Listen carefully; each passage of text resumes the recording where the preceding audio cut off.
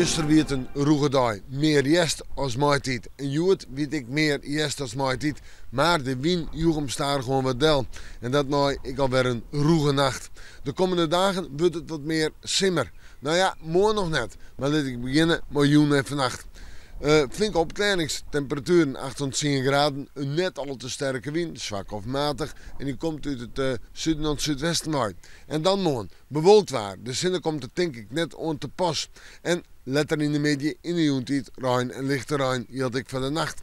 De temperaturen mogen 15 en 18 graden, nog altijd aan de koele kant. En de wind sterk. Dus kom ik met een serieuze waarschuwing voor de westensporter. Een krachtige onthudde wind uit west en zuidwest waait. Snijn, de tweede dag van het weekend, een tweede gezicht, want de zin is erbij. Er is bewolking, temperaturen 17 en 20 graden, wel een krachtige wind en matig en krachtig, maar ik zeg is het zuidwesten waait. Fruitje, nou een mandje met simmertemperaturen, maar de simmer zinnen en een temperatuur om bij de 22, misschien wel 23 graden heen, zo gemiddeld over de provincie heen.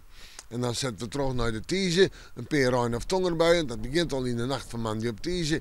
En dan hebben we het over 18 graden. En Waasje is het droog, hebben we de zinnen erbij, hebben we het over 19 graden. En na Waasje kan het nog wat warmer worden. We met de moon, maar weer even in het Waasje.